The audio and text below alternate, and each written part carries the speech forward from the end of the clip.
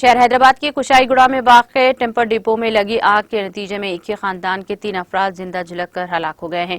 یہ واقعہ اتوار کی صبح کے اولین ساعتوں میں پیش آیا۔ پولیس کے مطابق کل شب تقریباً 3 بجے اس ٹیمپر ڈپو میں آگ لگ گئی۔ اس بات کی اطلاع کے ساتھ ہی 3 فائر بریگیڈ وہاں پہنچے اور آگ پر قابو پانے کی کوشش کا آغاز کر دیا۔ اتوار کی صبح تقریباً 6 بجے فائر بریگیڈ کے عہدیداروں اور پولیس کو اطلاع ملی کہ متصل عمارت میں دوسری منزل پر ایک خاندان پھنسا ہوا ہے۔ بچاؤ ٹیم فوری طور پر عمارت پہنچی اور پہلی منزل پر ایک شخص خاتون اور ایک لڑکے کی لاش کو پایا۔ مہلوکین کی شناخت نریش، سوما اور ان کے 6 سالہ بیٹے جسونت کے طور پر کی گئی ہے، جو مکان میں سو رہے تھے۔